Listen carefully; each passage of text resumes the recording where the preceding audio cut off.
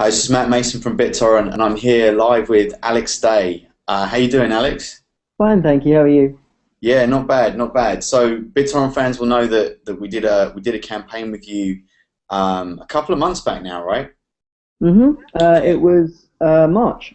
March. Yeah, and what we want to talk about today is the results of that campaign and just sort of, some of the things that you learned from it and sort of, where you're at as an artist in this world we live in where there's so many different ways to try and do things.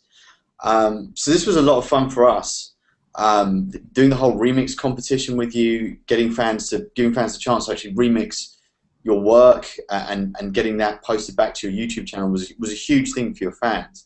Why is it so important to do things like this? Well, first of all, the remix thing I had loads of fun with because it's a way, like, I'm always trying to think of ways to do things where it's giving people a reason to get involved because I don't ever want to assume that it's just, my new song is out, buy it. Or especially with things like Spotify now and even just listening to music on YouTube, there are fewer and fewer reasons to get excited about a release or to pay attention to that kind of stuff.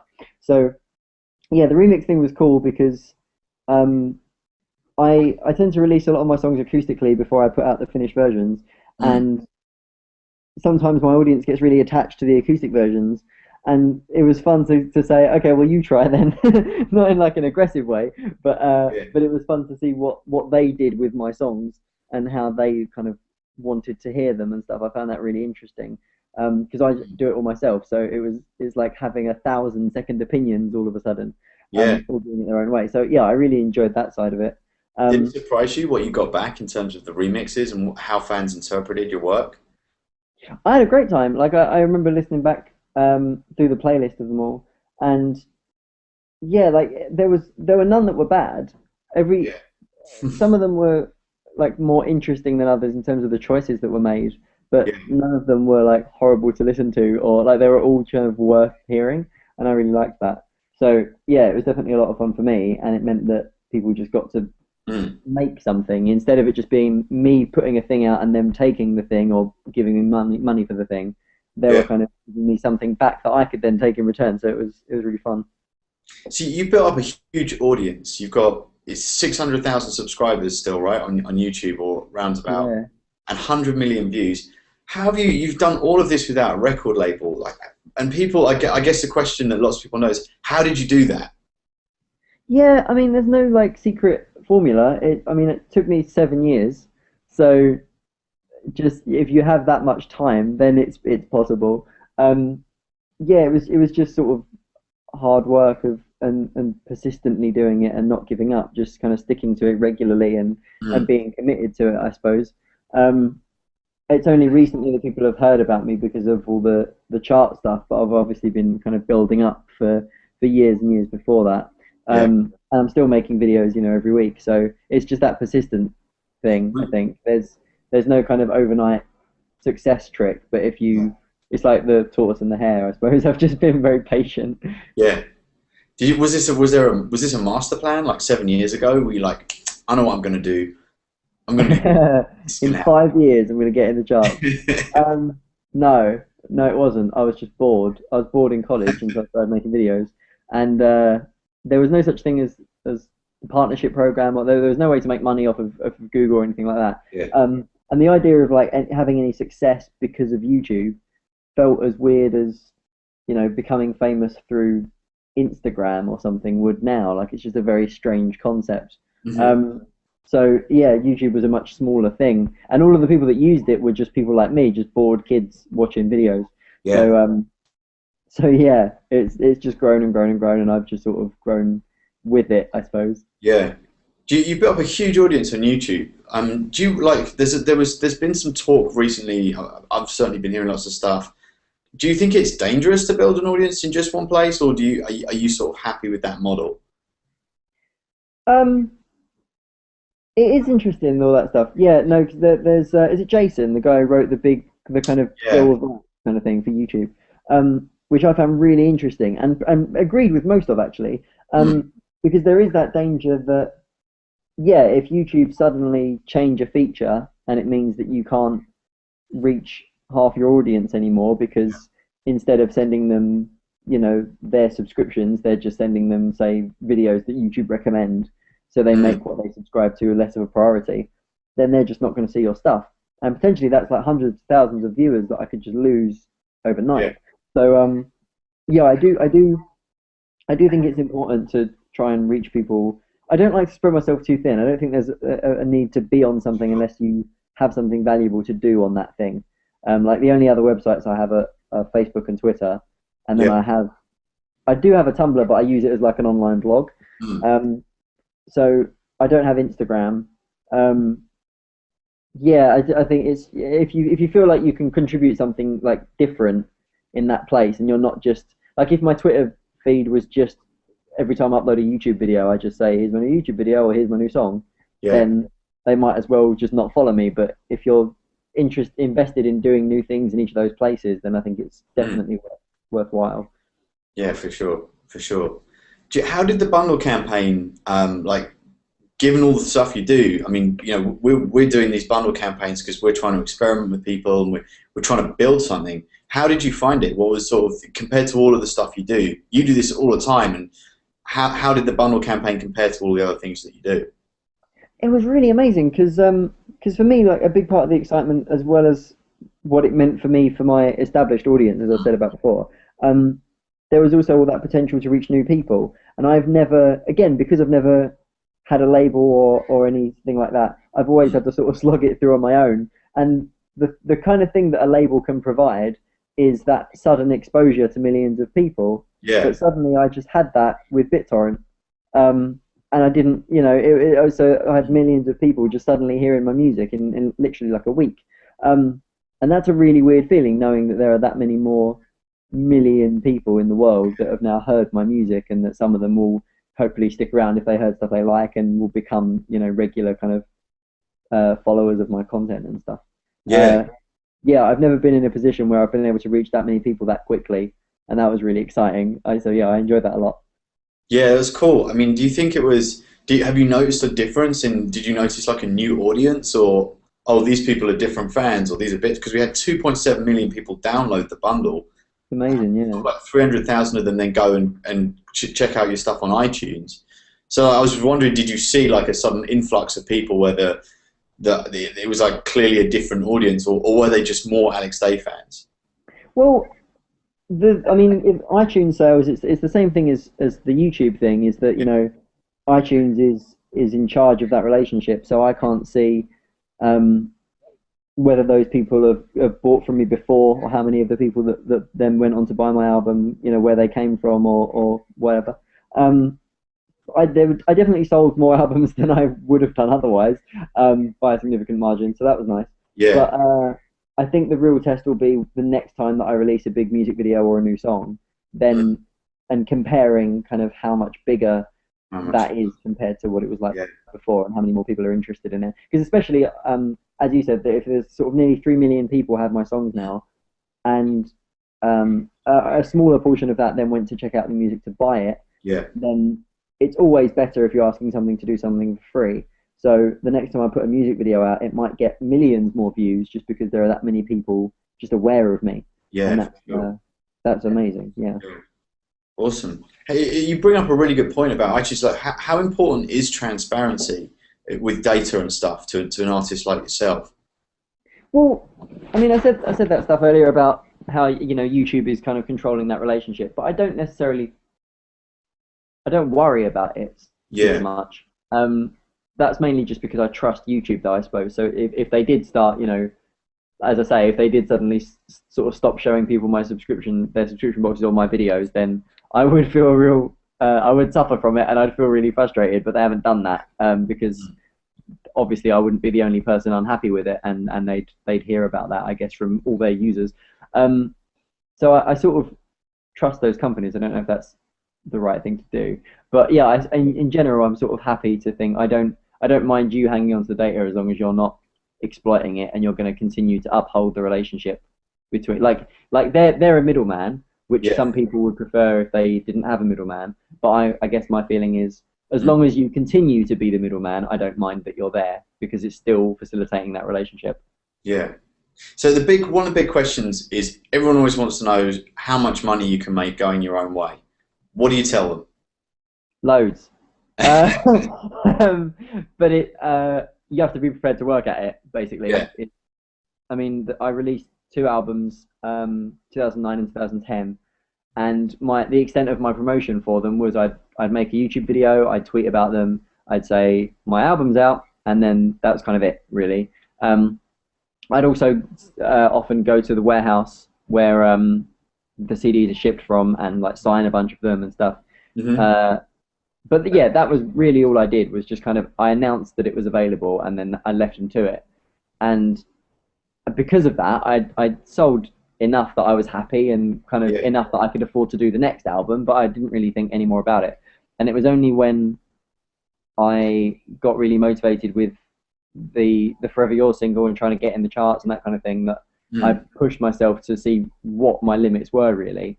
Yeah, that's when I learned how much more I could potentially achieve, but also how much harder and how much more time you have to put in Mm. to do that. It wasn't just that I made a video saying buy my album, so they did, and I made a video saying get me in the charts, and then they did. Like it was Yeah. a lot more work on my part as well. Um, Yeah. but it's definitely worth knowing that the possibility is there that if you're an unsigned artist, it is possible for you to do that. And I haven't had any special privilege or a background like a lot of people say. He's had his YouTube channel and it's massive, and I don't have a YouTube channel that big or anything. But I've just built that up. Like no one gave me that. I did that myself. Sure. Yeah. So, similarly, I think there's the only possibility really is in what you want to do and how much you want to put into achieving it. Do you think you're an insanely smart digital marketer? And Thanks. if you are, it's just no question. Do you think that's a requirement for being a successful artist on the internet?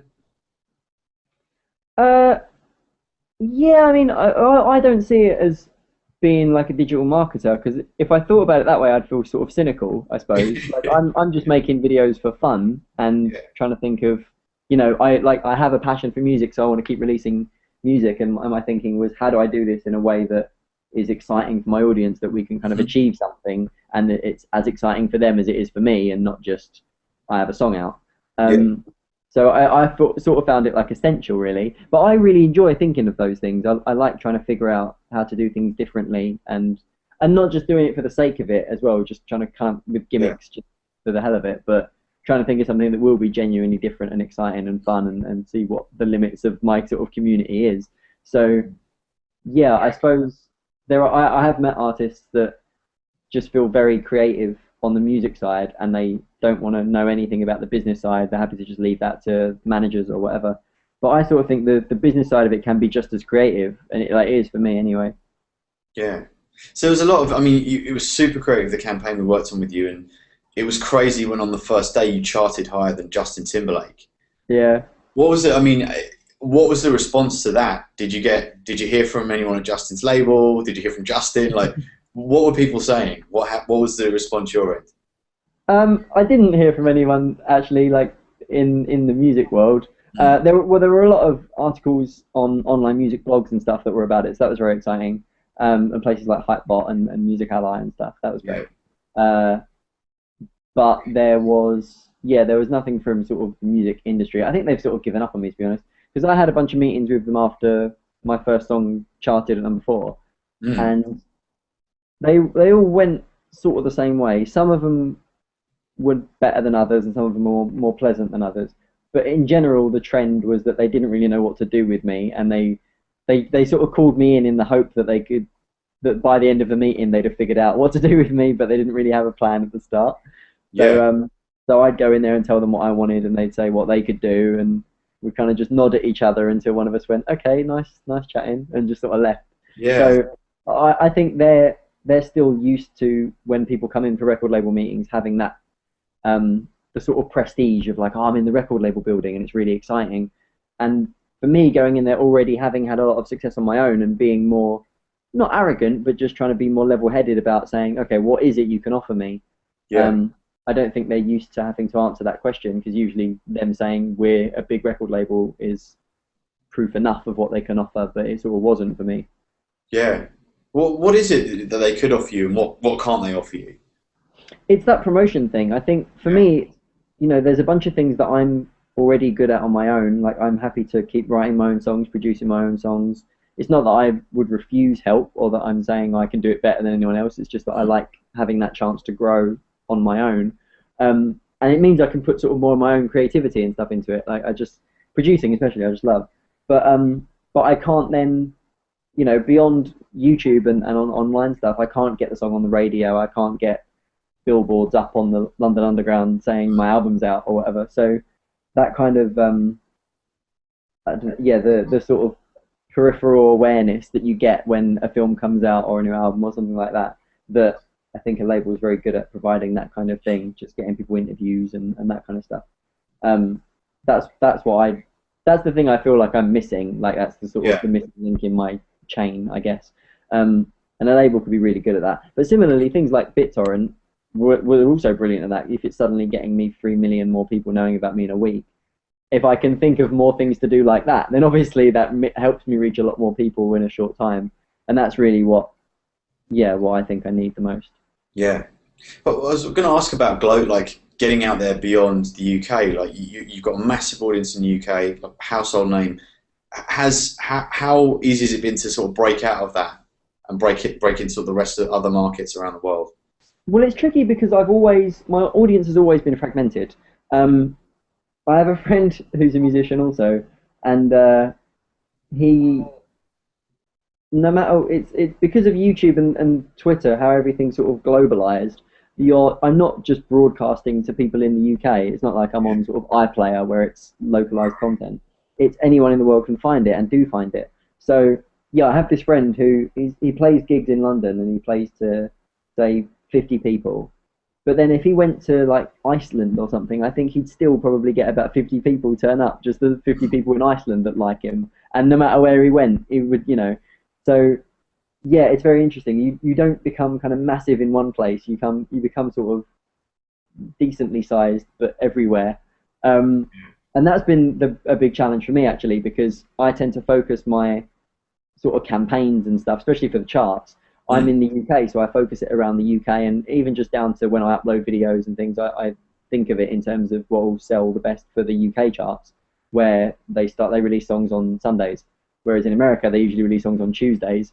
So I mean that's part of the problem with I think the music industry has that fragmentation, and it's hard to kind of deal with that. Yeah. Especially like the charts are really weird in America, where they report things like a week and a half after they, stuff like that. So Yeah.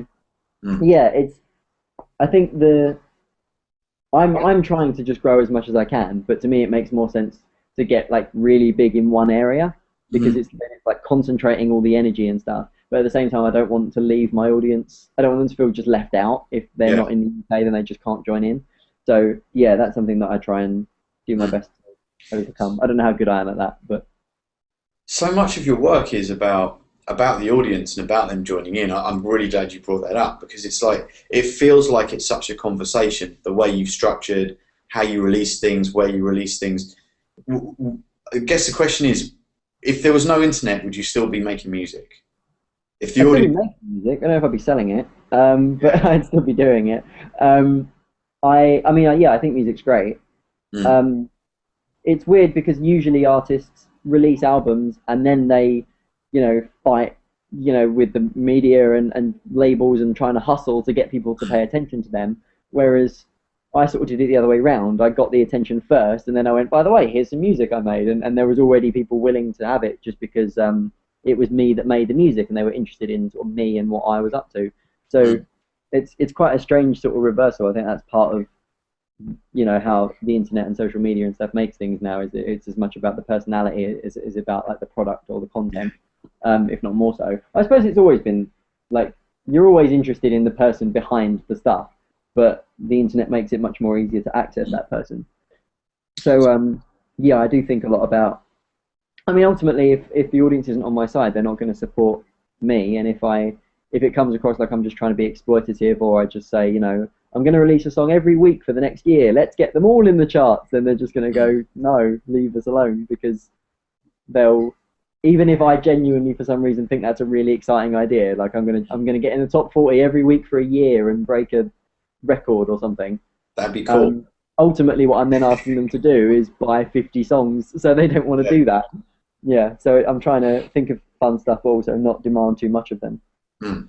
So we think you're one of the most interesting people making music, which is why we wanted to work with you. Thanks. Who do you think is one of the most interesting people making music right now? I I mean, I have a lot of respect for Macklemore because he's doing stuff himself.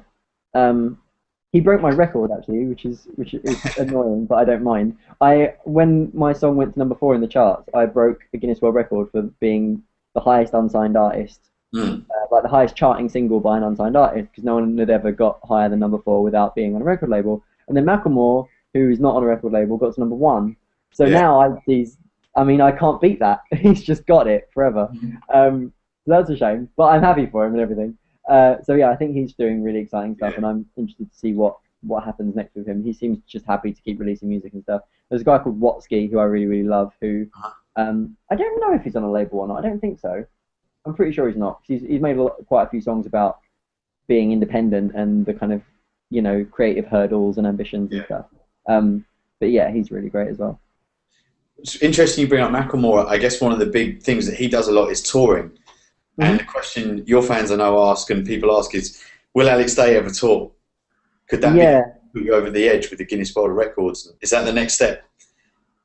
I wouldn't mind touring. The weird thing though is that like I consider myself more of a producer, like a music producer than anything else.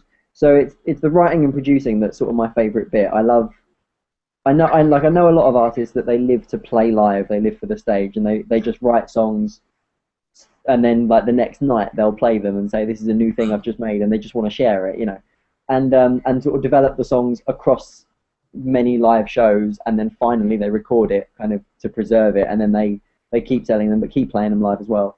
Yeah. And yeah, I don't feel like for me the joy of it is in being in the studio with 10 keyboards and figuring it all out and making it sound exactly as I want and spending time on it, and then at the end saying here's this thing I've made.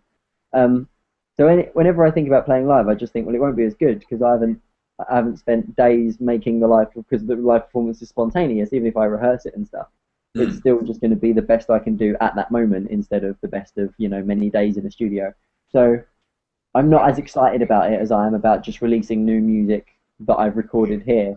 But I don't know. Maybe there's some sort of crossover where I could create a live version of my songs, like a sort of hour long Mm. or half-hour long or whatever, however long it would need to be, almost like a big backing track, but like to make the songs all blend together, to make things kind of loop and go on longer and stuff. So I create kind of live versions of all these things, and then I effectively become like an orchestrator that can just press start at the beginning Mm. and then sing along and be more about kind of guiding the crowd and building the energy while people kind of go Yeah. with the songs and stuff. That might be more fun, I think.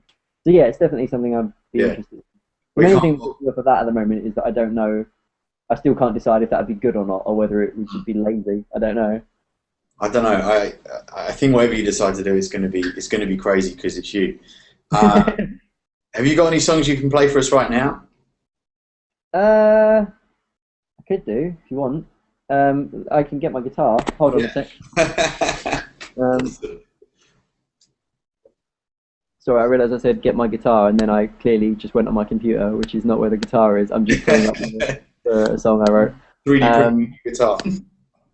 right, bear with me. All right.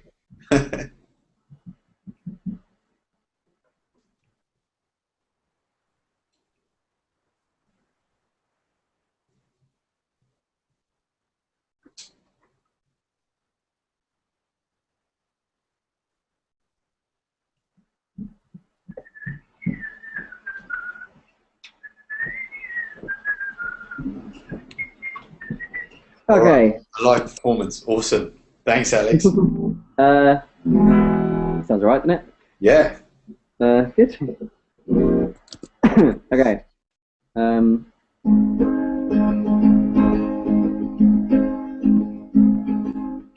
when I was young, I wanted a coffin, 'cause I was told that it was tradition, making my mark in the earth. Duty was told to come first. But now I know to live and be nervous. If you're not scared, you're not living with purpose. So now they can burn me away. I'll make my mark other way. So take a chance and run with me tonight.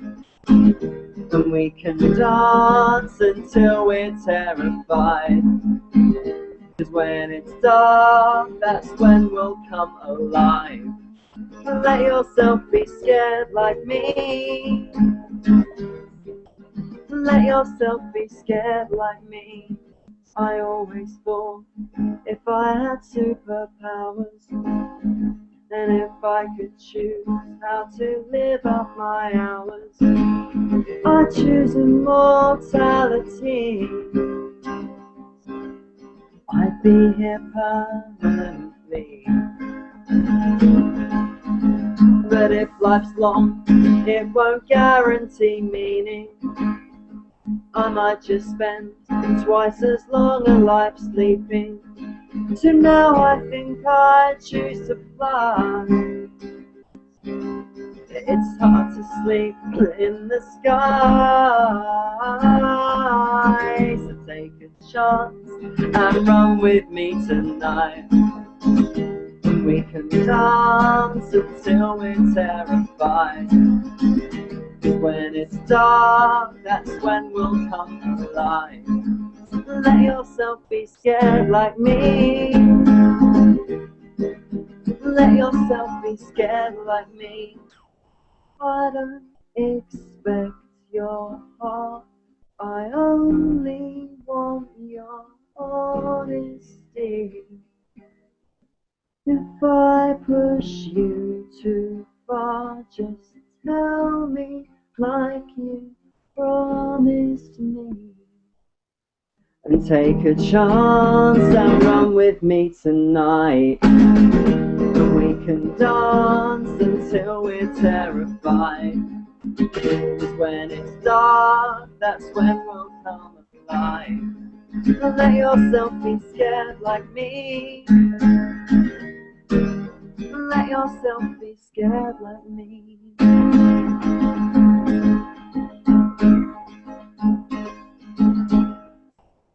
Woo! Alex, thank you so much. Got the whole crew in there. Everyone in here is like nodding along. That was awesome. Thank you so much. I have a message that's come up here that says, I'm assuming this came up before the song started, but it says, it sounds like you're typing, so we've muted your microphone. And I just switched back to the tab and thought, oh God, did they hear none of it? Oh no. We could hear it, so okay, that's good. I hope it came out. It was recording this end, so hopefully it'll be. Okay, perfect. That was awesome, Alex. Thank you so much, and thanks so much for the conversation. I guess one last thing: what's next for you, and what advice have you got for anybody trying to become the next Alex Day? I wouldn't want them to become the next Alex Day. I'd want them to become like the first whoever they are, because I'm definitely trying to do things. I say my own way. I mean, it's not like, as I say, it's not just for the sake of being different. It's just that that's what works for me, and I'm not just taking the rules for granted, just, you know, if I don't like them. So I think you need to, figure out what it is that you want to do and how you want to do it, and just feel comfortable doing it your own way, really, and you'll find people that support you and believe in it if you're passionate about it and dedicated to doing it. The next thing, I haven't done much. Like, I've produced that song in the studio, so that's like the newest song that I've made that isn't out. But at the moment, I'm writing a book, actually, which is about the London Underground. It's not related to music at all. But it's because I've started writing it about 2 years ago, and then I stopped because of everything that happened with my music. And now my albums came out. It gave me the chance to kind of bookend all of that music I released. And this book was still there, and I was thinking, if I don't finish it soon, I'm just not going to, and I really want to. So my aim is to get it done by the end of the year, just kind of get it out, and then I can carry on going back to what I love. So so I don't know if I wouldn't mind releasing another song maybe in October, just so people know that I haven't abandoned it or anything. But I'll probably focus on music again, I think, next year, and come back with new ideas and things. All right. Well, Alex, you are an inspiration to us all, and this amazing creative force in the world. And thanks so much for taking the time to speak with us today. That's all Cool. right, man. It was fun. Thanks for having me. All right. Thanks a lot, Alex. Thank you. Cool. See ya. Cheers. Bye. Bye.